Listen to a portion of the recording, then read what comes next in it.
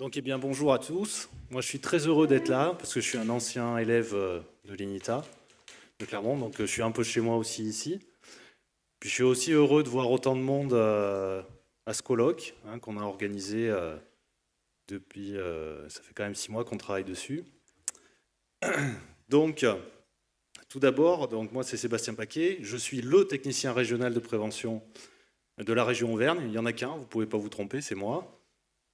Donc là, moi, je suis en appui en fait technique et scientifique auprès des services de l'inspection du travail. Et aussi, je suis là pour faire l'interface avec les services prévention de MSA.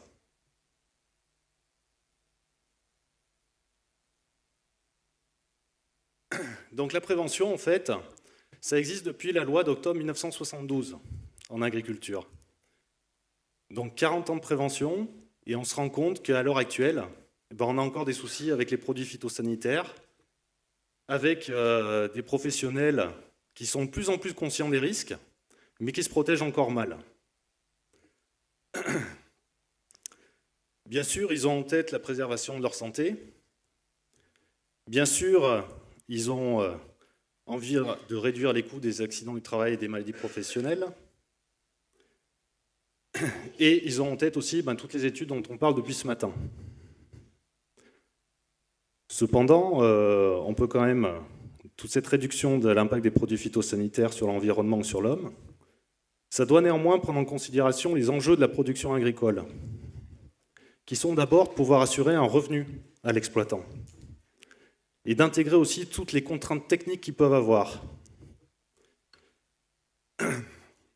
Le revenu de l'exploitant est fortement dépendant d'une part de la compétitivité de l'exploitant, du volume et de la qualité de sa production, et d'autre part de la satisfaction du consommateur, qui lui est de plus en plus exigeant. Il est de plus en plus regardant vis-à-vis de la qualité alimentaire, mais aussi de la préservation de l'environnement par les méthodes agricoles.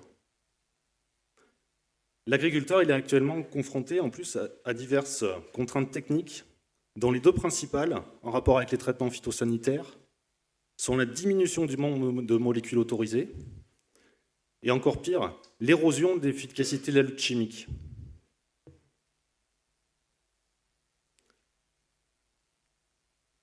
Donc là, je vais vous présenter un petit peu les différentes obligations qui existent en matière de produits phytosanitaires. Donc je ne vais pas être exhaustif, je vais aller assez vite. Il y a beaucoup de choses que vous connaissez, je ne vais pas vous refaire l'historique de 40 ans de prévention, parce que j'ai vraiment pas le temps en 10 minutes. Donc tout d'abord, il y a le local de stockage, les produits phytosanitaires. Donc la conservation en fait, sur l'exploitation agricole des produits phytosanitaires dans un local dédié et fermé à clé est une obligation réglementaire de longue date. Si on reprend par rapport au Code du travail, c'est un décret de 1987. Cet impératif est régi par des considérations qui mettent d'abord en avant la sécurité des êtres humains, mais aussi des animaux domestiques qu'on peut retrouver sur la ferme. Également la sécurité des installations en cas d'incendie, et plus récemment la prévention des risques de pollution de l'eau et des stockages alimentaires, notamment ceux pour les animaux. Donc on se retrouve avec une réglementation sur le local phytosanitaire qui est régie par le Code du travail, le Code de l'environnement, le Code de la santé publique.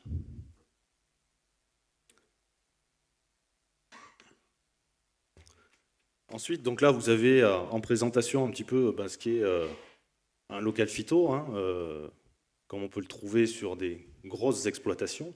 Parce que là, ce n'est pas le local phyto d'un exploitant en polyculture élevage. Ça peut aussi être un local phyto, ça peut être tout simplement une armoire dédiée aux produits phytosanitaires. On n'est pas obligé de... Une obligation aussi qui est relativement ancienne, on en a parlé ce matin, c'est la démarche de substitution des produits. Donc dans tout ce qui est la prévention des risques liés aux agents chimiques dangereux et les produits CMR, donc cancérigènes, mutagènes, reprotoxiques, de catégorie 1 et 2. Donc c'est une obligation qui est normalement imposée à l'employeur, la substitution du produit. Et en fait, une démarche de substitution, ça consiste normalement au remplacement du produit par soit un produit, donc un agent chimique moins dangereux, soit un procédé de travail qui est moins dangereux également. Alors là, se pose aussi une question. En introduction, je vous ai dit qu'il y avait de moins en moins de molécules disponibles et de moins en moins de produits disponibles. Et la démarche de substitution n'est pas toujours possible en agriculture.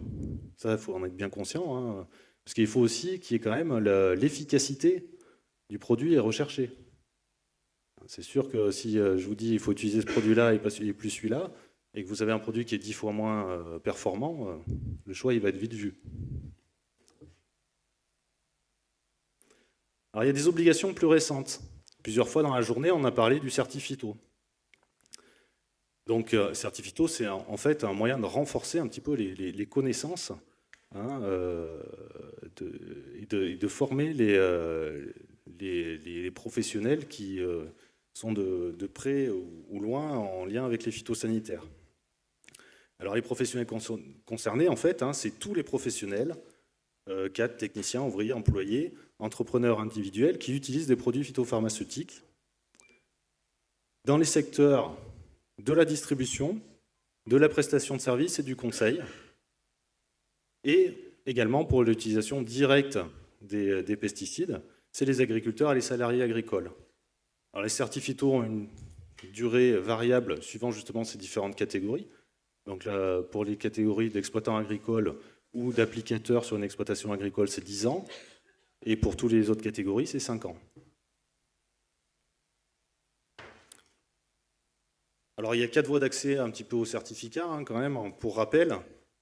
Donc soit il y a un diplôme obtenu dans les 5 ans qui précèdent la demande. Donc le diplôme obtenu dans les 5 ans, en général, c'est un diplôme, ça peut être un brevet professionnel agricole, un BTS agricole, une école d'ingénieur comme ici, ou bien par une formation adaptée à chaque activité, à chaque catégorie de certificat. Donc c'est aussi... oui, non, ça c'est différent. Voilà. Par une formation avec un test de connaissances, donc celle-là c'est une formation un peu plus courte, ou une formation un petit peu plus longue, où là il n'y a pas de test de connaissances. Donc ça c'est quand même relativement récent, hein, parce que la période de test c'était 2009-2010 pour le certifito, et c'est quelque chose qui est quand même obligatoire à partir de maintenant, hein, puisque c'est normalement toute personne doit être formée à l'heure actuelle à ce certifito. Et pour acheter des produits phyto, il y a l'obligation, à partir de 2015, d'avoir son certifito pour se faire délivrer des produits phyto chez les professionnels.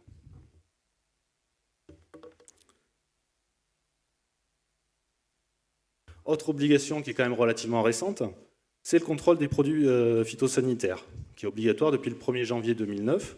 Alors bien sûr, on n'a pas pu contrôler tous les pulvérisateurs sur quelques mois en 2009, donc ça s'est étalé sur plusieurs années. Mais toutes les entreprises qui possèdent en fait un pulvérisateur de plus de 5 ans, équipé d'une rampe de plus de 3 mètres, hein, et qui distribuent des liquides sur un plan vertical ou avec ou sans assistance d'air, doivent faire l'objet d'un contrôle. On appelle ça les bilans pulvés. Hein. En fait, c'est un contrôle technique, hein, du pulvérisateur, hein, pour être sûr qu'il travaille bien, et qu'il n'y a pas de souci un petit peu. Donc ça a un double impact. Hein. C'est notamment quand même la réduction des doses, hein, qu'on peut mettre. Et autre impact aussi, c'est quand même, on a parlé du vent ce matin, mais un pulvérisateur mal réglé peut aussi avoir des dérives un peu plus importantes que d'autres. Hein. Donc en fait, ce contrôle, hein, c'est juste... c'est quelque chose d'obligatoire, mais en fait, au début, il y a eu beaucoup de réticence, hein, dans le monde agricole quand ça arrivait, hein, le bilan pulvé. Mais petit à petit, une fois que la personne y est passée, il y a quand même énormément de conseils, hein, qui sont apportés par les gens qui effectuent ces bilans pulvés. Et les gens sont plutôt très contents de réaliser ça. En général, c'est plutôt très bien accueilli. Ils sont même contents de ramener leur pulvérisateur à chaque fois. Hein. Alors pour aller plus loin, on peut aller plus loin au niveau de la prévention. Hein. Donc ça, c'est des choses qui sont ce qu'on appelle dans le langage de la prévention la base phytosanitaire. Donc on va plus loin que le local phyto. Donc déjà, il y a normalement un local vestiaire où les personnes vont pouvoir se préparer. Alors il y a quand même un point essentiel, c'est la partie haute, hein, du schéma, qui est la douche. Ça, c'est un arrêté de 1985 qui impose la douche sur les endroits où on prépare, enfin, où il y a des salariés qui peuvent être exposés aux produits phytosanitaires.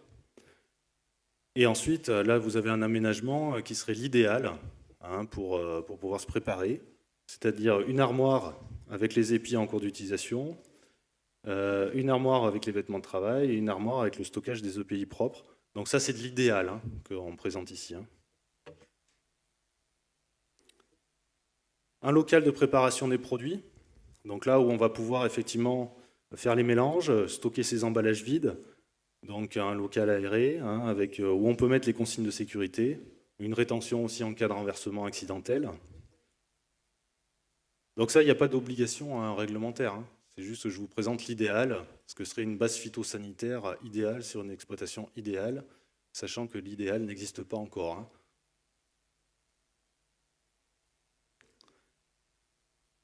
Et alors, ce qui va aussi avec la préservation de l'environnement, c'est aussi l'air de remplissage et de lavage des pulvérisateurs.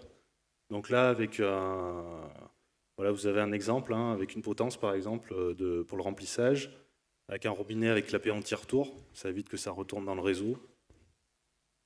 Un bac de décantation, le nettoyeur haute pression, rince-bidon, égouttoir. Donc cette aire-là, elle peut aussi servir à d'autres choses après, aire de lavage du matériel en général, et pas uniquement dédiée aux produits phytosanitaires.